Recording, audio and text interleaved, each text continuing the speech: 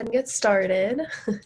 Just to let y'all know, we are recording a portion of the presentation, but our discussion is just not going to be recorded. It's going to be between us. What's shared here stays here. What's learned here leaves here. We're just gonna follow that as well. But I'd like to introduce myself. My name is Aja Mejia. I'm the president of the Multiracial Biracial Student Alliance. Thank you all for coming to this Split Stories. Thank you to James for helping us with coordinating and getting all of these wonderful faces together so that we can put on this event. I'd like to hand the floor over to our panelists to introduce themselves, and then I'm going to move on with the land acknowledgement. So hi everyone, my name is Alma Ramos. My pronouns are she, her, hers. I'm actually a recent graduate from UC Denver. I got my master's in higher ed and student affairs there. So it's really nice seeing all of y'all's faces. Some familiar, some new, so hello if I haven't seen you before. I'm now over at the University of Colorado Boulder as the Diversity and Outreach Coordinator for the College of Music, and I'm really happy to be here with my old colleagues. So thank you all for having me. Oh, and hello, I am Geneva Sarcedo. I'm an academic advisor, PhD candidate, and instructor in the School of Education and Human Development, as well as instructor in ethnic studies and our first year experience. I wear a lot of hats, and you'll hear a little bit more about me later, but I'm happy to be here. I taught the ethnic studies course in mixed families and communities last fall. And so what we talk about today is interesting to me personally, professionally, and academically. So I'm looking forward to our conversation today. And hi, my name is Sharita Thompson. I am the Senior Admission Counselor in the Office of Undergraduate Admission. I am also a grad of the Business School for Undergraduate, and I will be graduating with my Master's in Education this semester. So really rooted in CU Denver. Been at the university for about 12 years and really excited to unpack some of this discussion about Black Lives Matter. All righty, thank you very much. So now y'all know us. I do want to do a land acknowledgement.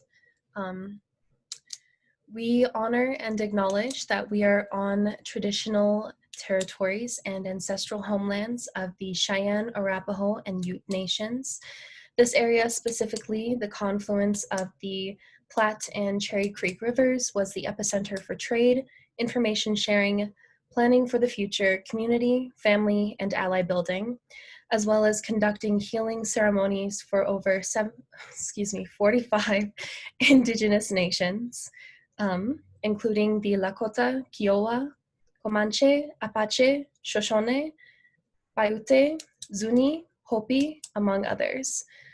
We recognize indigenous peoples as the original stewards of this land, and as these words of acknowledgement are spoken and heard, remember the ties these nations still have to their territory, homelands.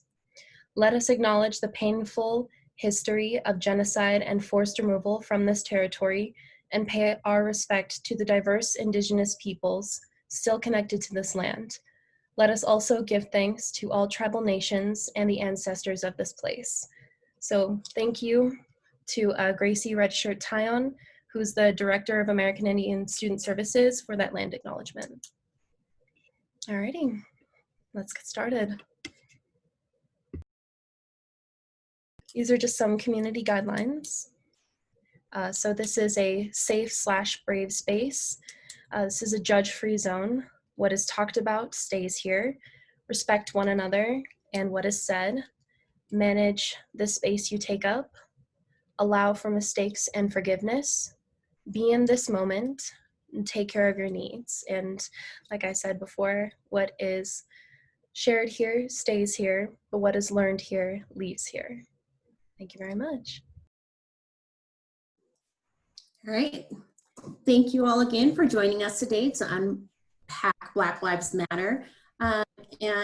Just like Asha kind of mentioned, this is going to look different for everyone. So how we have formatted this presentation is that we will start with just brief overview of Black Lives Matter, what's going on now, and kind of our experiences. And then for the majority of the time, we want to open it up to the group to really try to unpack some of these issues, really bring forward the issues that you all want to talk about, and see how it is also impacting your lives and how we could support each other. So we'll jump right in. I just wanted to review some of the statistics. So Black Lives Matter was founded because of Trayvon Martin and his murderer not being brought to justice. But just a couple of statistics about police fatalities. There has already been 765 police fatalities just in 2020. And 28% of those police fatalities have been Black Americans. Black Americans make up about 13% of the population. And so this is over double of what the population would be for Black Americans. And right now, what Black Lives Matter is bringing attention to is a call for change and a call for action for people in the Black community, but also for our supporters and our allies as well. Just a little bit more statistics is Black Americans are 3 times more likely to be killed by police than white citizens.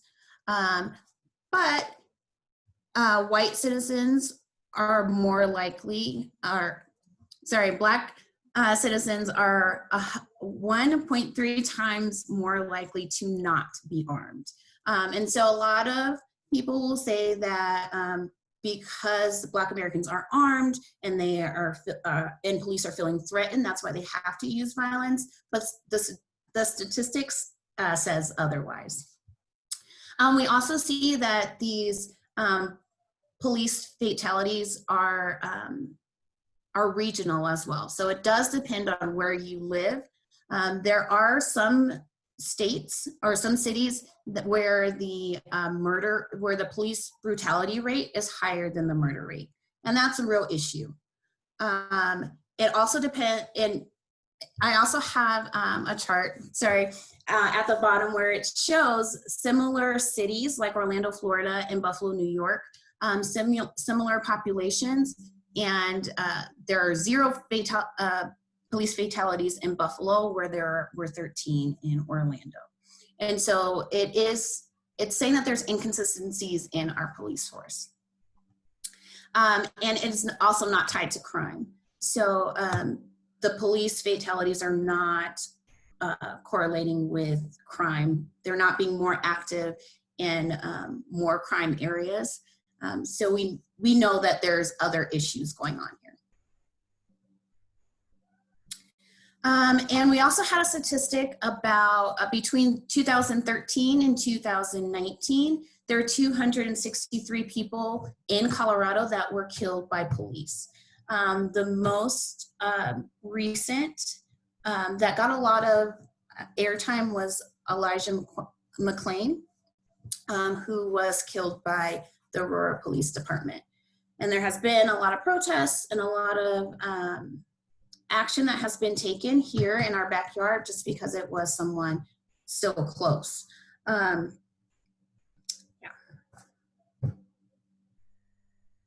I also wanted to bring to light the 2 fatalities that happened in 2020, and that is George Floyd and Breonna Taylor. And so these are recent police fatalities that have not, that were just done this year. You can see that the action that were taken for each of those as well. But those are not the only ones who have lost their lives or whose lives have been impacted by police fatality. So we want to remember all of the victims.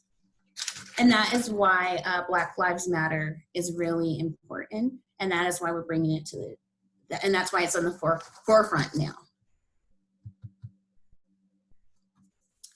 So I did pull this directly from the Black Lives Matter website. They were founded in 2013 in response to the acquittal of Trayvon Martin's murder. I really can relate to this group because it is more about contemporary issues. And so when students wanted to get involved previously, before 2013, there were a lot of initiatives, but they were more conservative. So they weren't the issues that our young people, our students are facing now. And Black Lives Matter brings attention to those contemporary issues that our students and that our youth are facing right now.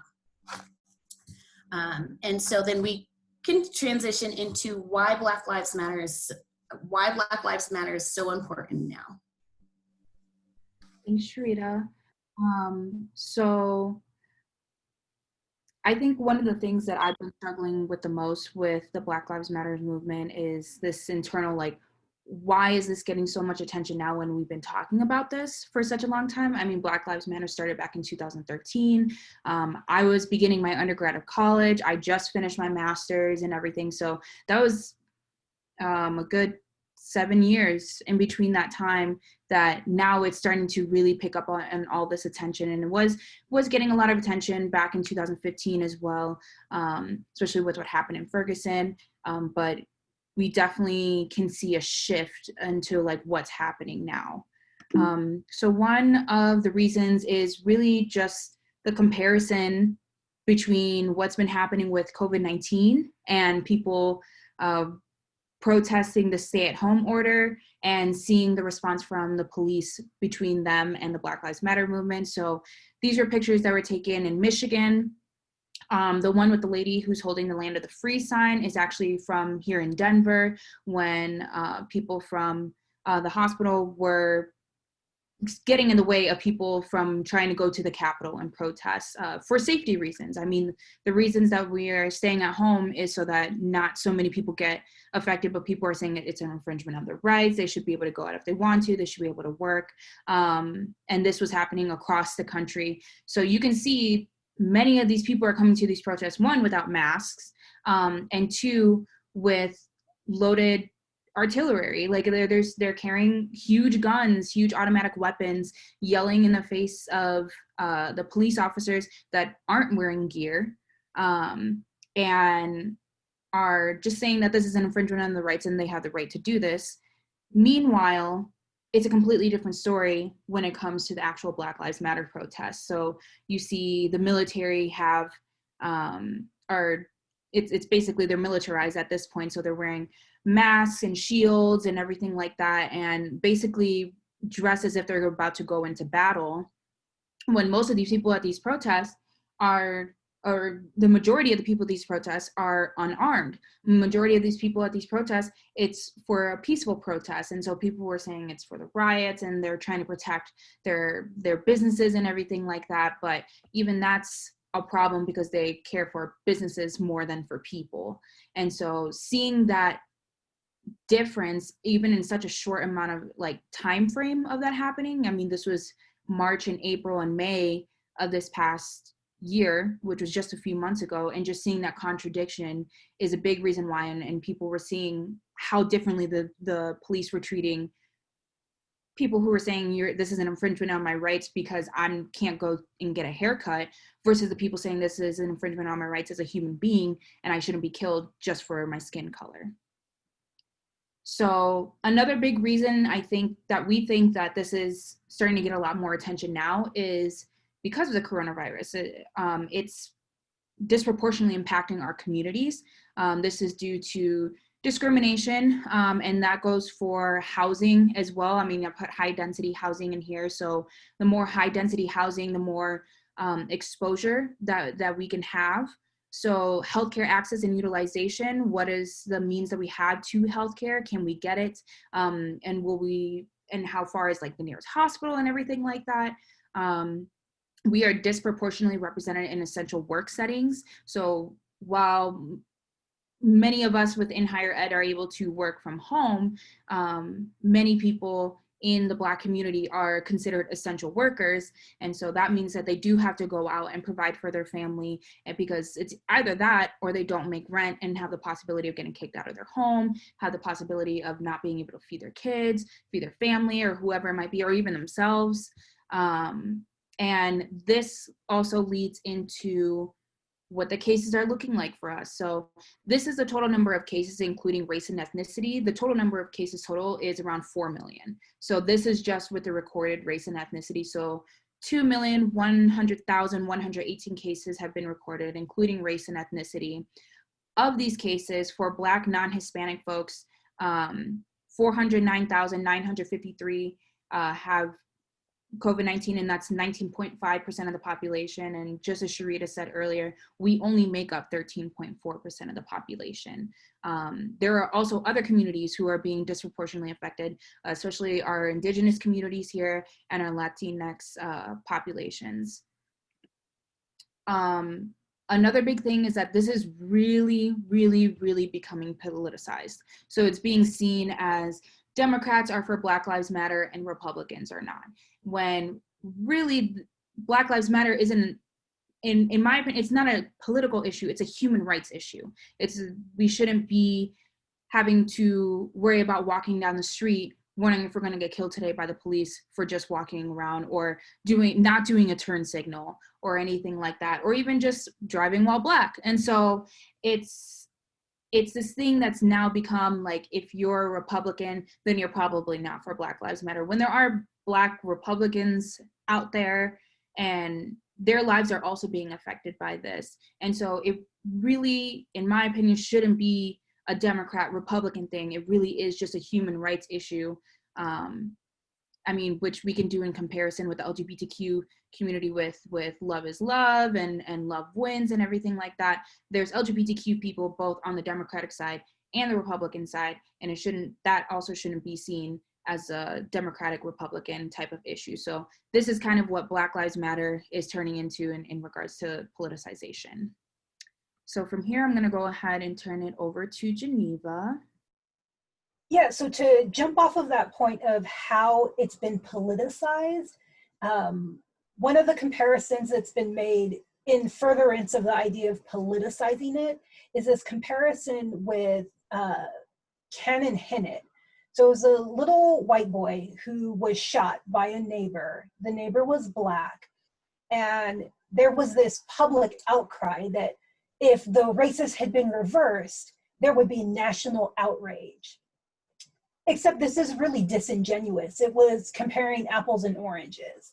I mean, really it was comparing like Ford trucks and bicycles, like not even the same thing. To where in the case of this little boy, his killer was caught within 24 hours, was charged within 24 hours, and justice worked the way it's supposed to work. So this wasn't an injustice, and this was a person. This wasn't an agent of the state. This wasn't a police officer that we're seeing in Black Lives Matter, where a person with authority who is supposed to protect and serve is killing citizens, is very, very different than when we're looking at the random murder of a little boy. And yes, it's a tragedy, and that's something that we should take pause about. But to compare the two, really the comparison is done specifically to discredit Black Lives Matter. And it's not even about this injustice happened to 5-year-old Cannon. The injustice really is, I'm gonna use this little boy's death, tragic as it was, to try to make this organization and this movement look bad, which is incredibly racist. You also saw this in the co-option of the hashtag Say His Name. So Say His Name and Say Her Name as hashtags were started to recognize, well, first off, police brutality against Black and brown bodies continues to happen. And that hashtag will trend every time there's a new incident. But to then apply that to this little white boy whose case has nothing to do with what Black Lives Matter has to do with. This false equivalency is just used to further a racist agenda that is anti-Black Lives Matter rather than support the movement that's a human rights issue. And so if you see this out there, pay attention to the messages that are going on, because it's not as simple as this was an injustice to a white person, therefore, well, if all lives matter, you're showing that it's not true. Well, yeah, all lives can't matter until Black lives matter. And the fact that you think this comparison is even conceivable, that this merits being compared, is problematic and continues to feed into the politicization of Black Lives Matter. And so last thing I want to say is, every time this comes up in the media, the national outrage or the lack thereof is used to push this racist agenda. And so, as I mentioned, you just want to be cognizant of what media is saying, the way that they're saying it, and who they're intending that for. Because the outcry for canon was targeted at white folks to say, hey, we have injustice too, except their injustices are not on the same level of agents of the state brutalizing and killing people and getting away with it scot-free.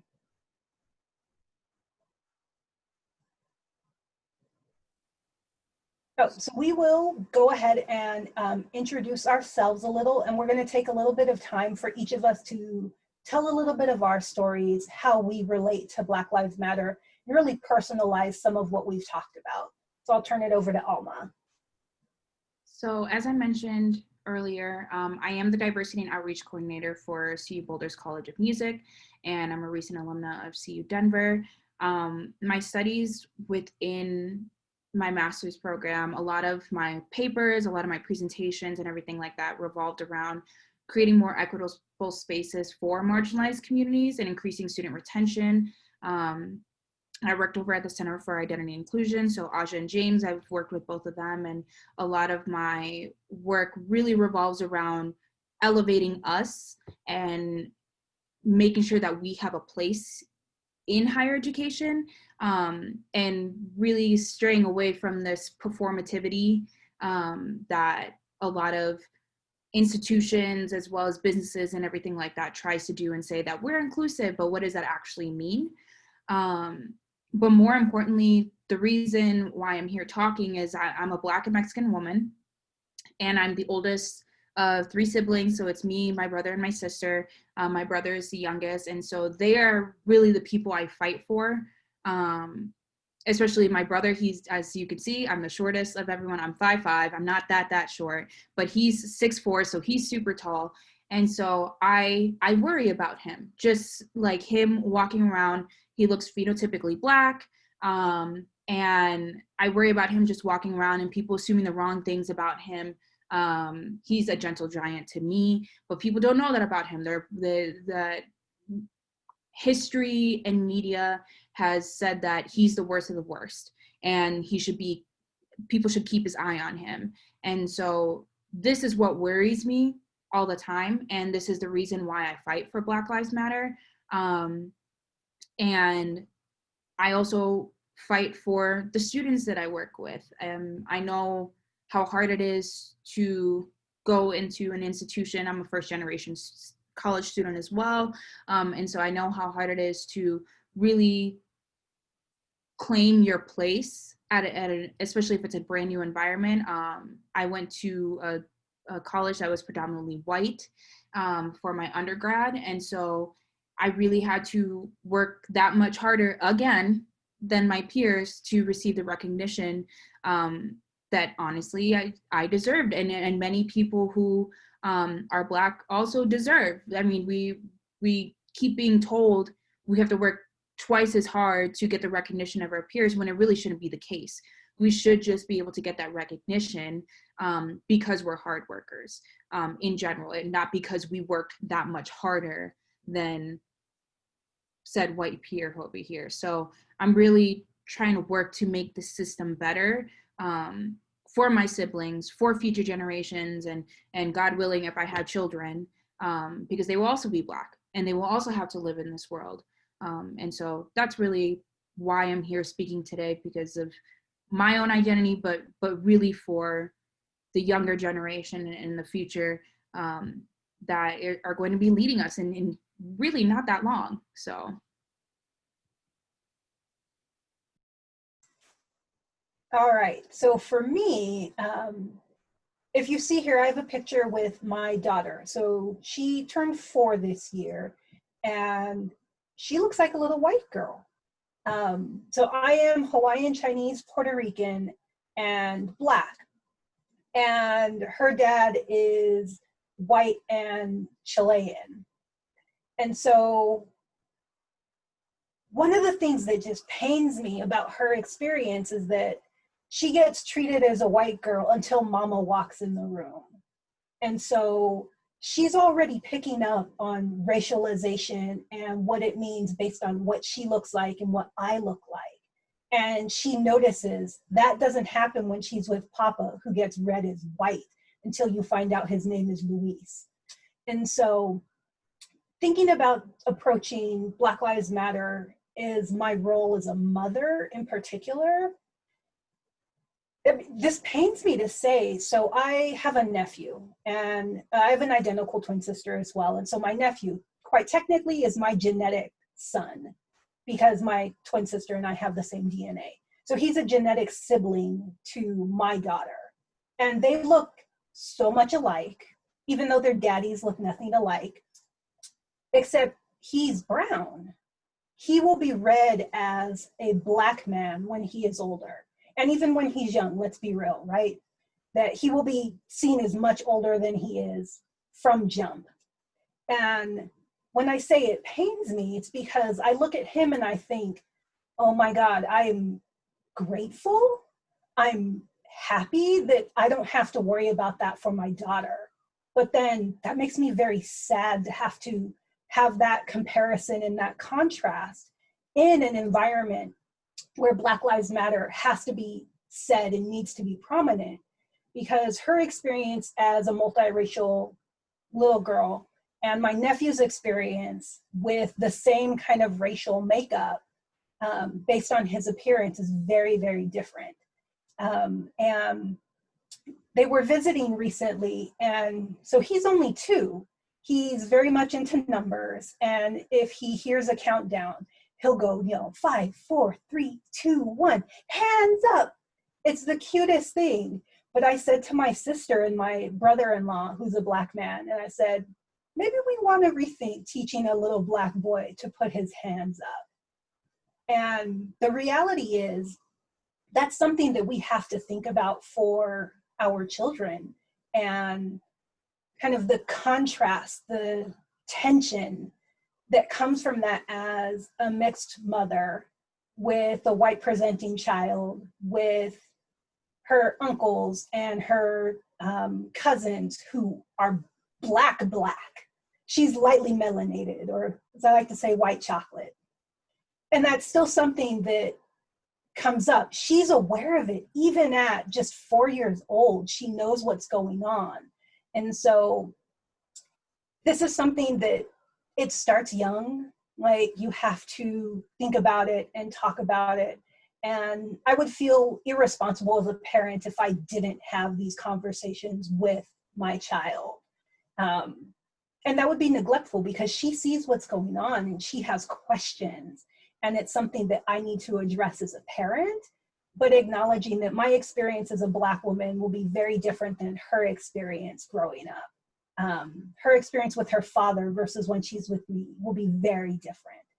If she's out with her cousin, my nephew, and that experience will be very different. And all of these are tensions that I am still figuring out and still navigating.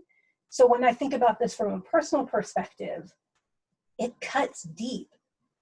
And I have to contend with my own privilege and my child's privilege, and how do we protect and keep our families safe in that environment? And I don't have the answers yet, but we can definitely talk more about that. So I'll hand this over to our last panelist. Hello, my name is Sharita Thompson again, and I was so excited when I was asked to do split stories, as I am multiracial. I am Black and Japanese, but the Black Lives Matter movement really speaks to probably one of the most predominant identities that I identify with outside of being a woman, and that is my Black identity. I am very excited to start some dialogue as my views of the movement and what has been going on in the world has changed slightly, just with different perspectives. So just a little bit of a background about me. I was born in Cleveland, Ohio, and I moved to Lakewood, Colorado when I was about 2 years old. So if you know anything about Cleveland, Ohio, it's a high poverty rate, it's a high crime rate, it's a lot of crime with the police force, but also just crime in general. And so my family moved. We were the only Black family in Lakewood, Colorado at the time. So we were the only Black family at school. We were the only Black family in the grocery stores. We were the only Black family on the block. And so my race was pointed out to me very early. Because I went to an all-white school. I went to an all-white grocery store. I was in an all-white neighborhood. And being a Black girl growing up in Lakewood with those strong foundations from Cleveland, Ohio, there was a process. So there was times when I didn't see my race, and then there were times when my race was magnified more than I would have liked it. I too have to acknowledge some privilege. You know, my family was able to get up and move away from Cleveland. Some of my cousins were not able to do that. You know, they're still there. They're still in the poverty, still sitting there. We've had access to resources. So being the only Black family in Lakewood, we were given resources. We were kind of stereotyped, and people would actually reach out and help us, you know, like got on housing really early. We got on food stamps. We knew those resources because being in Lakewood, it was like, oh, that's the Black family. They might need these resources. And we did. We took advantage of all those resources. But I do acknowledge that that is some privilege that other families may have not been able to obtain those resources. My family also knew they were knowledgeable about the resources that they could get. And so sometimes there's people who don't even know that there's resources out there. So that is another privileged point for me. And then also education. My family also really valued education, and I had access to a good education. I went to Jeffco schools, which is a really good school district, and that is better than a lot of the school districts, most of the school districts in Cleveland, Ohio. So I know that there is some privilege there as well. Social injustices was not something that I necessarily had to face every day growing up. But now that I am a mother of 2 children, these are my boys in the picture, it changes sometimes, you know. I have to recognize their privilege as well. You know, you always want to do better for your family. You always want to do better for the next generation. But when you are, when my 10-year-old comes to me, brings me his smartphone, and he asks me to explain what is going on when he's watching George Floyd being suffocated on national TV or on national media, it hits different. It's just different. Those are things I didn't have to think about. Now it's hitting home. Now it's like, that could be my child. You know, that could be something that my kids have to go through. And so then as a mother, I have to process those things. And processing those things are different for every person. And every person is going to process differently.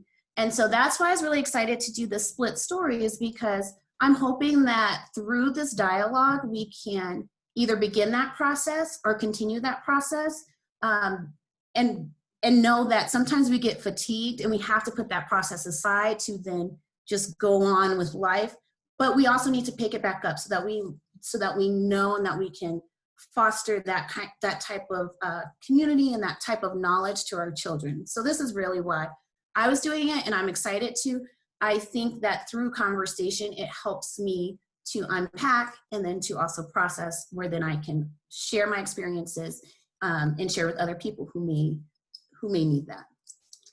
Another thing that I'm really passionate about is action items. So hopefully at the end of the conversation, we can have some action items on things that you can do, how you can get involved. Maybe you don't want to process everything right away, or maybe you can't. And so that's when we want to make sure that you all have those resources and things that we can do right now.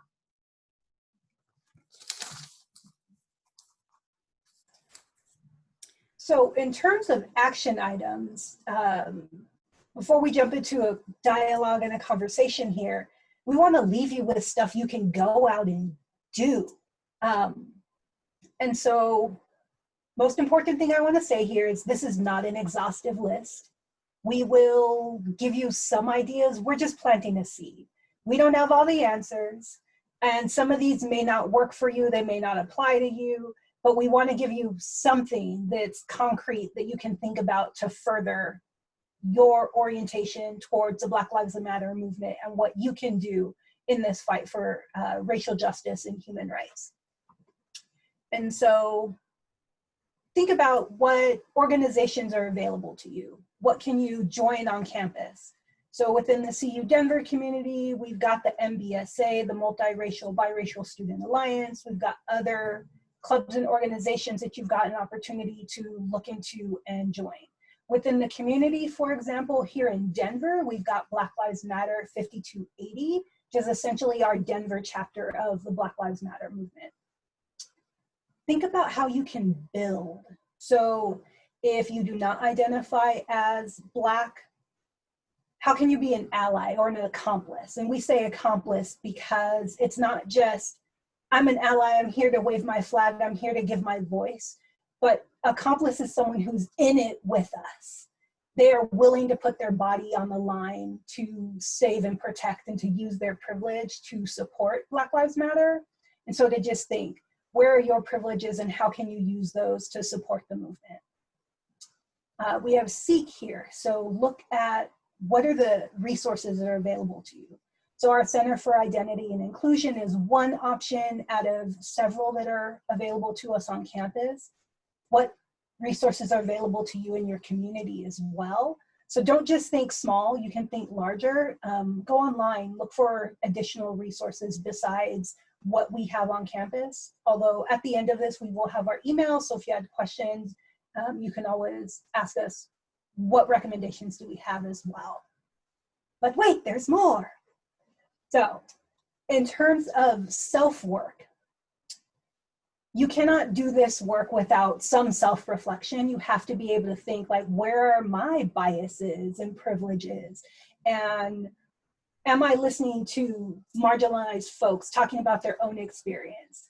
What do I need to do to make myself a better person? You got to work on yourself. So please think about that. Getting political. So register to vote. Understand who your representatives are in the political structures that you deal with. Participate in a protest. Some of these may not be options for everybody, but do what works for you. If you're financially able, you got that coin, donate your money to different causes that reflect your values.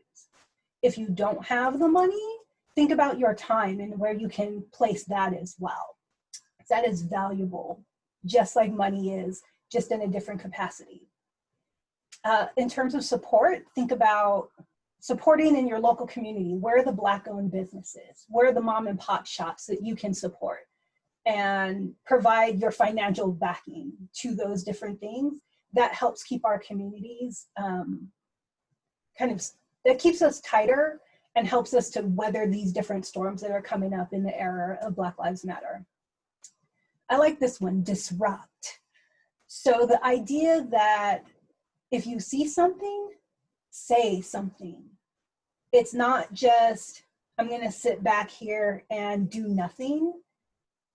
Do something. Within your sphere of influence, think about what you can do to disrupt what's going on. How can you challenge what was just said?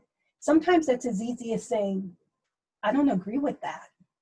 Or like my favorite, just look at someone, just give them that dead look like, wow. can be very, very effective in triggering someone to realize, oh, there's something problematic with what I said. Or you can tell them that was problematic. You got options. And then the last one here is care. So to take care of yourselves and each other. This is not easy to be in this moment. And so to recognize that takes you to care for yourself as well as your community. So self-care is community care, and community care can be self-care. But don't neglect yourself. Far too often there's a stereotype of the strong Black woman in particular, and we feel the need to take on everything in the world. And that is not always feasible, healthy, or safe for us. So definitely make sure that you are taking care of yourself so that you can help your community, so that you can be engaged in those ways. So we did want to leave you with just a couple of things, a few things you can do to support yourselves and support the movement. But again, not an exhaustive list. So if there's other things that resonate with you, things you can think of, great. But this is a great place to start.